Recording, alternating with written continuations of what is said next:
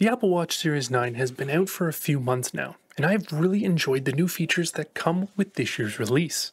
Things like double tap, and Siri not requiring an internet connection for certain commands when I am out and about without my phone. I went with just the Wi-Fi model this year for the reason that I want to be able to disconnect when I leave my phone at home, but still get the benefits of the health tracking that the watch provides.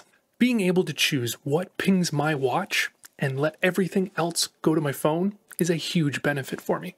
It keeps me from having to pick up my phone and constantly check for messages from my family or friends. Yes, some do say that the watch is just as bad as the phone for checking notifications, but I think that if you put the time in and pick the apps that you actually want notifications from, then you can definitely benefit from owning the watch. To start, I wear my watch to bed every night. I usually pop it on the charger around 8 o'clock at night when I come down to edit these videos. Therefore, when I head to bed, I have 100% in the tank and ready to start another 20 or so hours with the watch. Sleep tracking is a great part of using the Apple Watch. Yes, it's not a professional sleep tracker, but I think it does a decent enough job to give me a bird's eye view of how I am sleeping at night. I have also started to use an app called Grow to allow me to expand and track other parts of my day, as well as a more detailed look at my sleep. But when I go to sleep, I have a focus mode that changes my watch face to a super simple time and alarm clock complication, so that I can adjust my alarm for the next morning before falling asleep. I love using my watch as my alarm clock, as it does not disturb my wife when I am waking up early in the morning. I usually like to get up before her and get my workout done first thing in the morning. Which brings us to the fitness. I have been an Apple Fitness user for a couple of years now. Working out at home helps me get it done without the need of driving to the gym. If I was remote working and I worked from home every day, then I might enjoy driving to the gym. But this is where the Apple Watch comes in. It tracks my heart rate on the screen during my workout and calculates calories burned. I also use Grow to track my footsteps throughout the day and keep a complication on the watch to keep track. I am really not sure why Apple has not bought into this. Everyone has been into hitting that 10,000 step goal every day since the Fitbit launched years ago.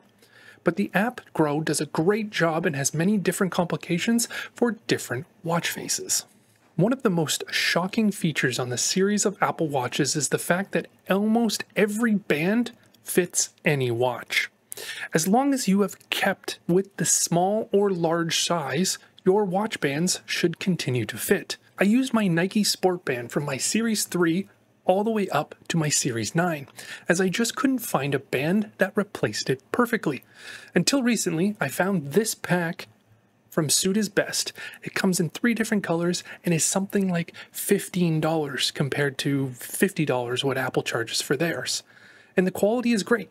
The only downside is that when putting it on sometimes the band will unsnap, but I have found the way to easily put them on. But you can change the color on the fly, and is super easy. I can go from silicone to metal in just a few snaps. So growing your watch band collection is super easy and will continue throughout your Apple Watch experience. And I am even thinking of picking up a display case for all of my bands and show them. Let me know down in the comments if you have used one and which one I should try, and maybe we'll do a comparison video on a couple of Apple Watch display units.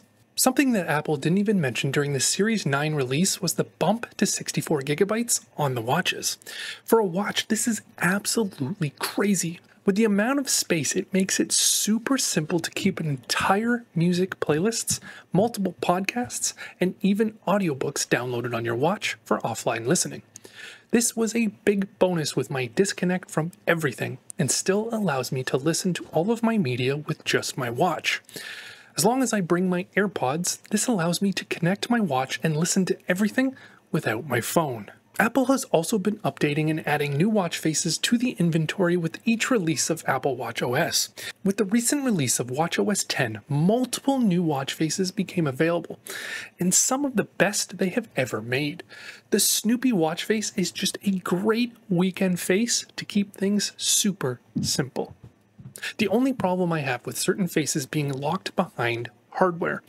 For example, I would love to have the latest Ultra watch face on my Series 9, or wish Apple would update the modular face to include more small complications, but my old faithful is still the modular face as I like the digital time better, and it tends to take up less space on the face and leave more space for complications which allow me to track the things I want during the day. The complications I like to keep on my watch are the weather, my ring status, my steps, and the last one switches a lot, but I usually either track my water intake or timers, as I use them a lot throughout my day. The large complication I also keep changing, and right now is the world time, but I also like to keep my heart rate or weather conditions.